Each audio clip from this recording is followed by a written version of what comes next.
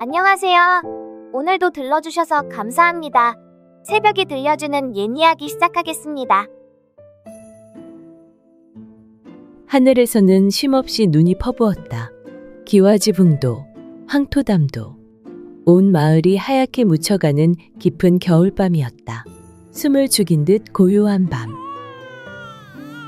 안방 문틈 너머로 갓난아이의 울음소리가 아련히 새어나왔다. 등잔불 아래 하인 하나가 무릎을 꿇고 고개를 깊숙이 숙이고 있었다. 그의 앞에는 이 집안의 주인 이만수가 매서운 눈으로 하인을 내려다보고 있었다. 하인은 고개를 숙인 채 떨리는 눈길로 포대기에 쌓인 아기를 조심스레 바라보았다. 포대기 틈 사이로 삐죽 드러난 작은 아기의 손. 그 손은 둘로 붙어버린 흉측한 집게발 모양을 하고 있었다. 하인은 숨도 삼키지 못하고 몸을 떨었다. 이 집안은 대대로 이어져 온 이름난 양반가였다. 고을에서는 천석군이라 불릴 만큼 땅과 재산을 자랑했고, 이만수는 그 위세를 등에 업고 체면과 명예를 생명처럼 여겼다. 양반가라면 양반가답게 지도 고아야 하는 법이니라. 이만수는 늘 그렇게 말하곤 했다. 가문이 높을수록 피도 정결해야 한다고. 조금이라도 흠결이 있으면 가문의 수치라며 입에 거품을 물었다. 그런 이만수에게 자식이 태어나자마자 저런 손을 가졌다는 것은 차마 견딜 수 없는 치욕이었다. 이만수는 한참이나 아기를 내려다보았다. 이윽고 벌겋게 달아오른 얼굴로 고함을 질렀다. 흉물이다. 우리 가문의 지옥이란 말이다. 목소리는 안방을 가득 메우며 울렸다. 양반가에서 어찌 이런 괴물이 나올 수 있단 말이냐? 차라리 죽여버리는 것이 가문의 체면을 지키는 길이다. 그리곤 이만수가 몸을 숙여 하인에게 은밀하게 속삭였다. 아무도 모르게 처리해라. 곱게 빗은 머리를 한 여인이 문 밖에 조용히 서 있었다. 바로 이만수의 아내이자 집게손을 가진 아이의 어머니였다. 그녀는 손등으로 입을 틀어막고 참을 수 없는 눈물을 삼키고 있었다. 아기를 버린다는 말, 흉물이라는 말, 그 모든 잔혹한 말이 비수처럼 가슴을 꿰뚫었다. 그러나 그녀는 입을 열 수 없었다. 말을 한다는 것은 곧 집안의 체면을 무너뜨리는 일이었기에 그녀는 그저 고개를 숙이고 가늘게 떠는 어깨를 감추려 애썼다. 하인은 따뜻한 아기의 온기가 느껴지자 가슴 한켠이 저릿하게 아려왔다. 아무리 명령이라지만 갓난아이를 버린다는 것에 괴로움을 느꼈다. 미안하다, 아가야. 하인은 아이를 끌어안은 채 문 밖 차디찬 겨울산 속으로 천천히 걸어나갔다. 아내는 아기를 품에 안고 문 밖으로 사라지는 하인의 모습을 그저 먼 발치에서 붉어진 눈으로 바라볼 뿐이었다. 하얀 눈발이 쉼없이 쏟아지고 있는 한밤중. 하인은 옷깃을 여몄다. 허름한 솜저고리로는 바람 한 점 막을 길이 없었다. 하지만 품 안의 아기만은 제 몸뚱이로라도 막아야 했다. 눈길은 깊어 무릎까지 빠졌고 발끝은 이미 얼어 감각이 사라져갔다. 저 멀리 산자락에 움푹 패인 굴 하나가 보였다. 바람도 덜 드는 곳. 사람 발길 끊긴 외진 자리였다. 하인은 굴 앞에 멈춰섰다. 그곳에 손으로 눈을 쓸어내고 마른 풀을 모아 바닥을 덮었다. 그리곤 조심스레 품 안의 포대기를 내려놓았다. 포대기 속 아기는 아직도 가느다란 숨결을 이어가고 있었다. 제발 사람한다오, 아가야. 하인은 차마 뒤돌지 못하고 한참을 그 자리에서 울먹이며 바라보았다. 그러나 끝내 하인은 무겁게 몸을 돌려 굴을 떠났다. 누군가 이 아기를 구해주기를 바라며 그는 뒤도 돌아보지 않고 걸어갔다. 하얀 눈발만이 그의 발자국을 하나둘 지워나갔다. 그렇게 긴긴 겨울밤이 지나고 어느덧 이른 새벽. 나무꾼 하나가 어깨에 빈 지게를 메고 산길을 오르고 있었다. 이 눈발에 나무 한 짐이나 구할 수 있으려나. 그는 투덜거리며 발을 옮기다가 문득 귓가에 스치는 희미한 소리에 걸음을 멈추었다. 약하고 가는 아기 울음소리에 나무꾼은 숨을 죽였다. 이 깊은 산속에서 울음소리라니.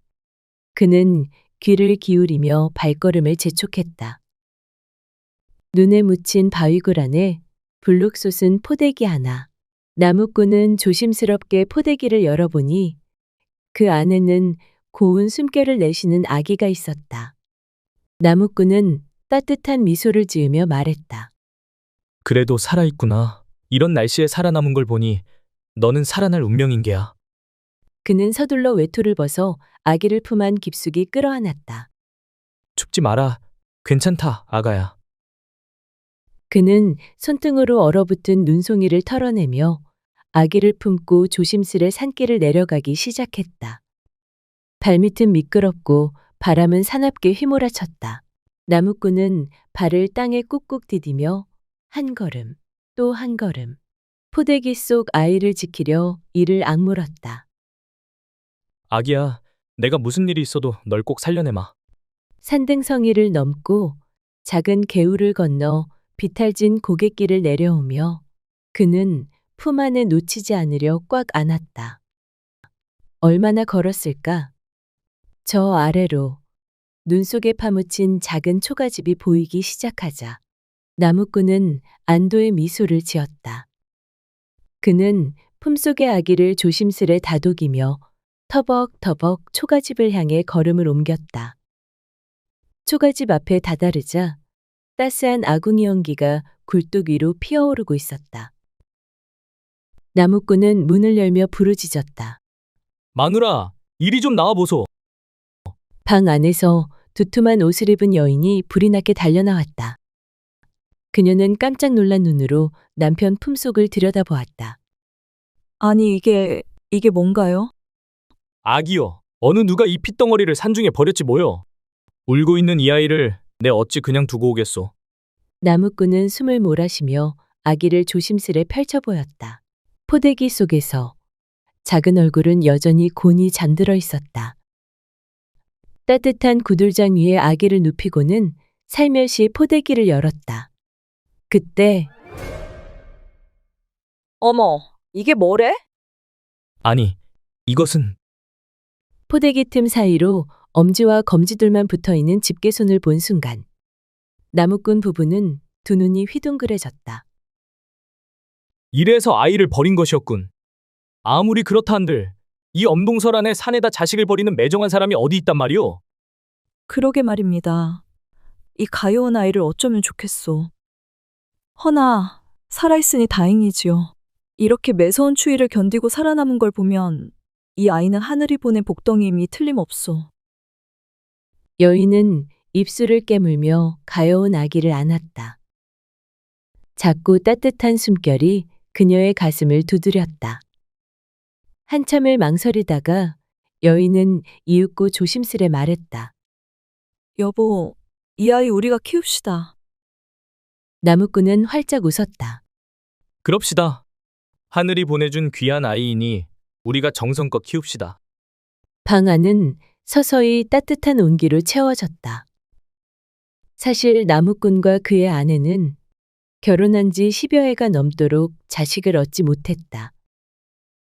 봄이면 진달래 꽃잎을 따다 기도하였고 가을이면 맑은 샘물을 길어 하늘에 올리기도 하였다. 내게도 한 번만 아기의 울음소리를 들려주게 하소서.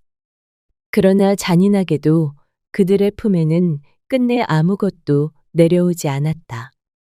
그런 나무꾼 부부에게 집게 소나이는 선물과도 같았다. 나무꾼은 아기를 품에 안고 울먹이며 속삭였다. 아가야, 내가 네 아버지가 되어줄 테니 이제 우리 집에서 살자꾸나. 그의 곁에 서 있던 그녀 또한 따스한 눈길로 아기의 얼굴을 내려다보았다. 붉게 트인 작은 입술, 고운 숨결, 곤히 감긴 작은 눈, 그리고 포대기 사이로 드러난 기형의 손. 엄지와 검지만 덩그러니 붙어있는 그 작은 손을 바라보며 여인은 조심스레 아기의 손등에 입을 맞췄다. 괜찮다. 괜찮다, 아가야. 비록 내 뱃속에서 나오진 않았어도 이제 넌 내 자식이나 다름없느니라. 여인은 아기를 품에 안고 다시금 포대기를 여며주었다. 비록 손가락이 기형이라 한들 나무꾼 부부에게 이 작은 목숨은 세상 무엇과도 바꿀 수 없는 귀하고 소중한 존재였다. 그리하여 차디찬 겨울밤에 버려졌던 아기는 하늘에서 내려온 눈꽃처럼 귀하고 소중한 인연이라 하여 설화라는 이름을 지어주었다. 그날 이후 나무꾼 부부는 아기를 품에 안고 세상 무엇보다 소중히 보살폈다. 설화는 아침이면 따뜻한 장작불 옆에서 깔깔 웃으며 장난을 쳤고 밤이면 포근한 옷깃 속에서 조용히 잠이 들었다.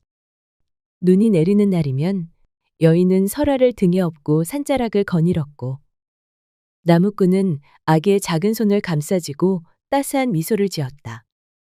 그들은 설화를 핏줄보다 더 깊이 사랑했고 설화가 손가락이 둘뿐이라는 것쯤은 그들에게 아무런 문제가 되지 않았다. 어느 봄날 설화는 마당에 빨래를 널고 있었다.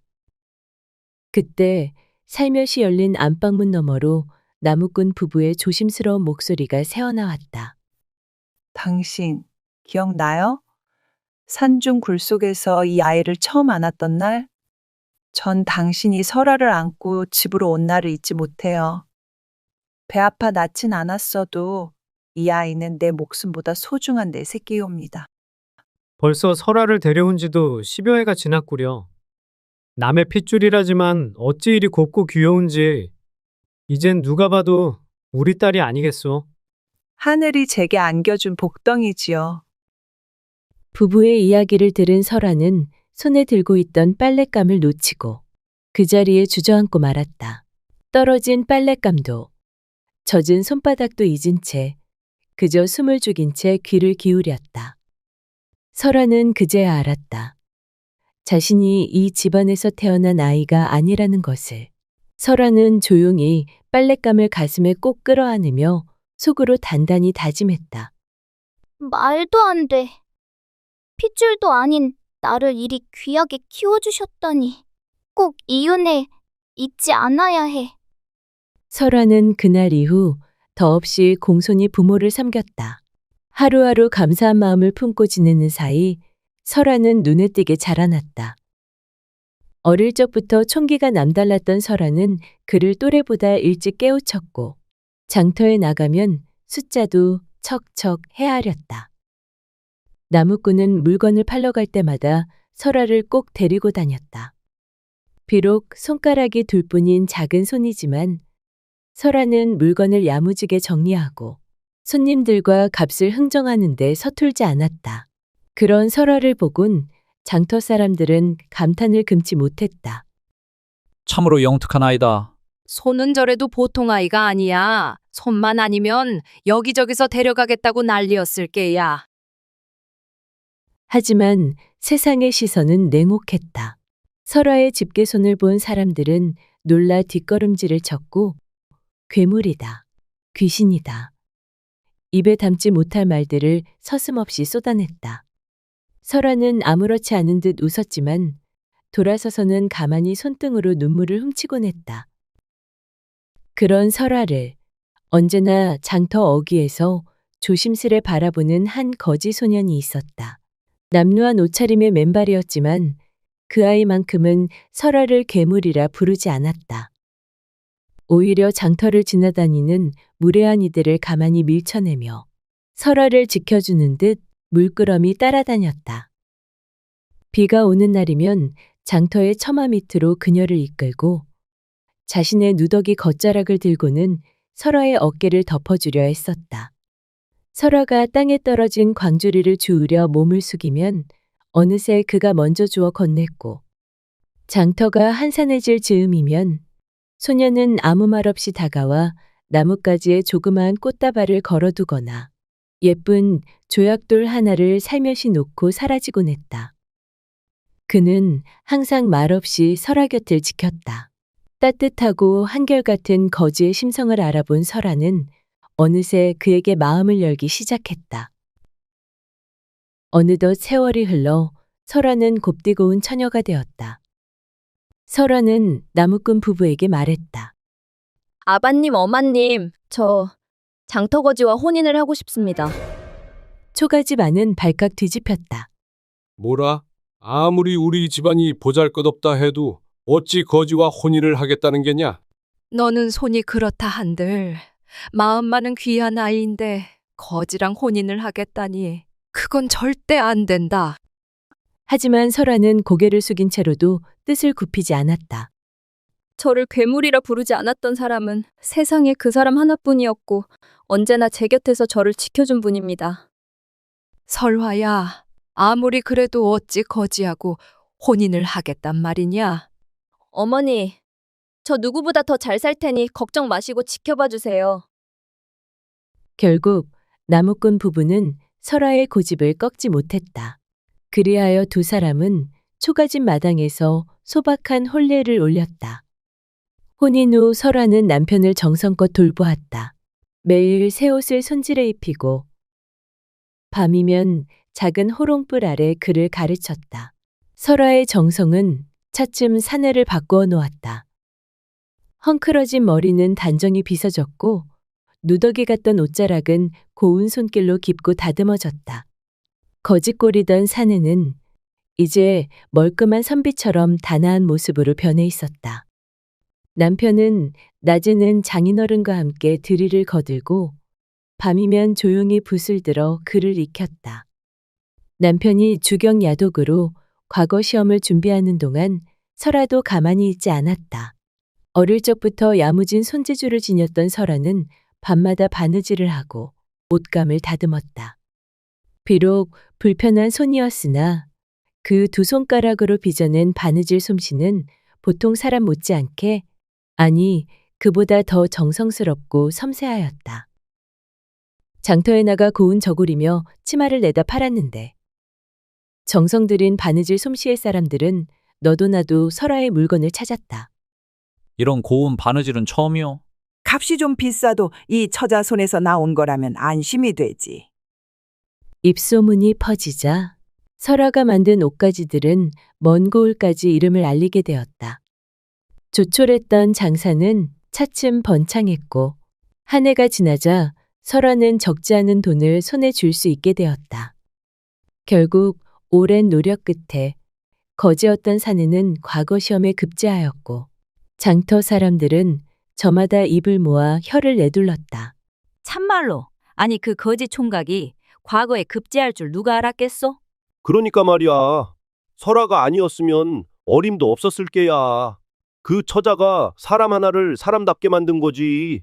세상 일은 참 모를 일이라니까. 손가락에 둘 뿐인 아이가 이리 복을 불러올 줄이야. 설아는 가만히 하늘을 올려다보며 다짐했다. 이제야 비로소 은혜를 갚을 때가 되었어. 그리하여 설아는 남편과 함께 넓은 기와집터를 마련했다. 푸른 담장이 둘러진 기와집. 봄이면 레화꽃이 흐드러지고 가을이면 국화향이 가득 번지는 집이었다. 설아는 부모님을 새 집으로 모시며 무릎을 꿇고 절했다. 아바님, 어마님, 사실 저도 알고 있습니다. 저를 주워다 키워주신 것도, 이렇게 손이 온전치 못한 저를 귀히 길러주신 것도요. 이 미천한 몸인 제가 여기까지 올 수 있었던 것은 모두 두 분의 사랑 덕분이옵니다. 그 큰 은혜, 평생 다 갚을 수는 없겠지만 남은 삶을 다해 보답하며 살겠습니다. 제게 부모가 되어주신 거 진심으로 감사드립니다. 이제는 모든 걱정 내려놓으시고 이 집에서 편안히 지내주시옵소서. 나무꾼 부부는 차마 말을 잇지 못한 채 두 눈에 뜨거운 눈물이 맺혔다. 거칠었던 손으로 설아의 손을 감싸주며 말했다. 우리 딸, 이런 날이 올 줄이야. 꿈에도 그리지 못했단다. 세상 누구도 곁에 없던 내게 너처럼 복된 아이가 와준 건 정녕 하늘이 내린 선물이지. 네가 우리 곁으로 와줘서 이 어미는 참말로 고맙구나. 그리고 마당에는 따뜻한 햇살이 소담하게 내려앉았다. 설아는 부모님 손을 꼭 잡고 조용히 미소 지었다. 한편 설아가 새 삶을 열어가는 동안 잔인하게 설아를 버린 아비 이만수의 집안에는 깊은 어둠이 드리워지고 있었다. 이만수는 과거 시험만을 인생의 전부라 여기며 아들에게 온갖 기대를 쏟아부었다. 네가 과거에 급제하지 못하면 이 가문의 체면은 어찌 되겠느냐? 아들은 매일같이 회초리에 시달렸다. 낙방할 때마다 욕설이 퍼부어졌고 조금이라도 실수하면 매질이 이어졌다. 결국 아들은 사람 구실을 하지 못하고 헛소리를 중얼거리며 미쳐버렸다. 그리고 이만수는 딸마저 사랑하는 이를 떼어내고 가문 좋은 총각에게 강제로 시집 보냈다. 그러나 그 총각은 집안만 좋았지 도박에 빠진 폐인이었고 밤낮을 가리지 않고 딸에게 손찌검을 해댔다. 딸은 눈물로 세월을 버텼지만 그마저도 소용없었다. 여자가 어디 함부로 집안을 욕되게 하느냐? 이만수는 오히려 딸을 꾸짖었다. 결국 딸은 분을 사귀지 못하고 병을 얻어 쓸쓸히 세상을 떠났다. 가세는 나날이 기울어갔다.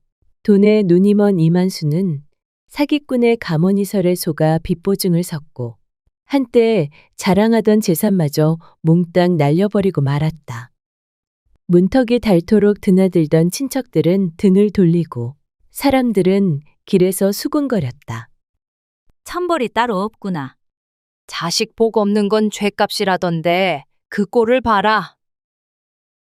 한순간에 전 재산도 잃고 자식까지 잃은 이만수는 초가집 구석에 몸을 숨기듯 살아가야 했다. 낡은 돗자리를 깔고 생강이며 마늘을 손에 쥐고 굽은 허리로 장터를 떠돌았다. 한때는 고을의 천석꾼으로 불리던 이만수였건만 이제는 이름을 기억하는 이조차 드물었다. 세월이 흘러 설아는 고운 한복을 입고 시장길을 거닐고 있었다. 화사한 얼굴빛에 단아한 자태. 이제 누가 봐도 귀한 집안의 마님 같았다. 그때 문득 골목 어귀에서 조심스레 생강이며 마늘을 팔고 있는 초라한 사내 하나가 눈에 띄었다. 옷은 누더기였고 살갗은 까맣게 그을려 있었다. 그는 고개를 숙인 채 작은 목소리로 외쳤다. 생강이요, 마늘이요. 설아는 불쌍한 마음이 들어 조심스레 다가갔다. 이것 얼마요? 고운 목소리에 놀란 사내가 고개를 들었고 그제야 설아의 모습을 똑바로 바라보았다. 단아한 얼굴, 따뜻한 눈빛, 그리고 물건을 집어드는 작은 손. 두 손가락, 검지와 엄지만 가지런히 붙은 집게손이었다. 그 순간 이만수는 두 눈을 크게 떴다. 자신이 매정하게 버렸던 그 겨울밤의 아기. 바로 그 아이였음을 한눈에 알아볼 수 있었다. 이만수는 그 자리에서 나자빠질 듯 휘청였다. 죽지 않고 살아있었던 게야. 떨리는 목소리를 내뱉었지만 설아는 놀라는 이만수를 보고 어리둥절해하며 물었다. 왜 그러시오? 무엇이 그리 놀랍소? 이만수는 입을 달싹였지만 끝내 아무 말도 하지 못했다. 아니, 차마 할 수 없었다. 그는 과거에 저지른 죄를 이제 와서 어찌 입에 올릴 수 있으랴. 이만수는 그저 고개를 떨군 채 손등으로 눈가를 훔쳤다. 설아는 모른 채 따스히 미소 지으며 말했다. 내가 오늘 이 물건 다 사겠소? 그리고 손에 쥔 은전 몇 냥에 웃돈까지 얹어 건네주었다. 설아는 생강과 마늘을 품에 안고 천천히 걸어갔다. 한 걸음, 두 걸음, 이만수는 주저앉아 그 뒷모습을 가만히 바라보았다. 찬바람이 부는 시장통 한복판에서 그는 아무 말 없이 조용히 눈물을 흘렸다. 그리고 설아는 하늘 아래 가장 빛나는 미소로 자신의 길을 걸어갔다. 남들과는 다른 손을 가졌을지언정 그녀의 삶은 그 누구보다 따뜻했고 찬란했다. 세상이 외면한 상처였지만 설아는 그 상처 위에 꽃을 피우며 밝고도 단단한 삶을 안고 나아갔다.